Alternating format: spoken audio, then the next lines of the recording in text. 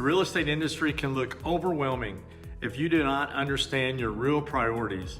Do you operate at your highest and best use each day? Most of us don't. I'm going to give you the guidance to figure out this right now. What do I need to do to make the most money, to be the most active in the time that I have? Don't forget to like, subscribe, and hit the icon button. So here we go, your advice to your highest and best use. I call this the dollar productive food chain. So let's start at the very top of that food chain and see how you can change your income. Number one, make sure that you take care of your closings. In other words, getting a check. Make sure you coordinate and do the supporting activities to make this a successful experience for your client, and you should track these annually. How you make them feel at that closing is huge, so closings. Number two, work on your transactions. You can't have a closing without transactions. It can be that you have a buyer or you have a seller and you're under contract. You may have a listing agreement or a buyer's agency agreement. Make sure you do what's needed. Many times you have to do a lot of activities just to hold the deal together. You have things that'll pop up. There'll be negotiating offers. There'll be negotiating inspections. There could be negotiating problems with FHA terms. But whatever those terms are, those are the key to your success. Take listings, research the entry price.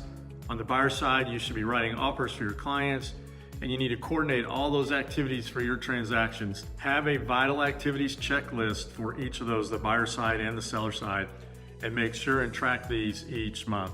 So closings, transactions. Next would be, third would be presentations or appointments. Have you built a great listing presentation and a great buyer presentation? Are you setting listing appointments or have listing conversations or even conversations just to build relationships? Go on buyer's tours with prospects. Be out showing property. Have face-to-face activities. Real estate is a personal business. Make sure all the supporting activities of preparation are being completed. These appointments should be tracked weekly. If I saw your calendar, I would know how you were doing by what is in your calendar. Finally, the problem with most realtors is prospecting. Realtors are pretty good at some of these previous activities. They get something on paper, but find a client. The big majority fail and leave the real estate business because they do not prospect daily. So here's a list of just a few things that a realtor should be doing every single day, scheduling and doing. Number one, open houses. They should be calling or mailing a farm area. You should build a database with a client relations management tool, a CRM. Have a really good database. Touch your contacts by mail, email, pop by, social media, any way that they can be top of mind. Call and visit FSBOs. Work the expired market. Have a social media strategy.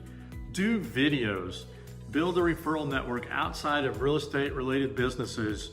You can do that together. Send note cards just to really personalize things. Those are just a few of the prospecting activities that you can do. Time block. Time block your activities. Do them 5 days a week. It must become a habit. Consistency wins. Track these activities, track them daily. Because what you really want to do with the time that you have is to operate at your highest and your best use. Here is the dollar productive food chain. Go down, look at it. Closings, transactions, appointments, presentations, and prospecting. Go be HBU, the highest and best you. Talk to you again soon.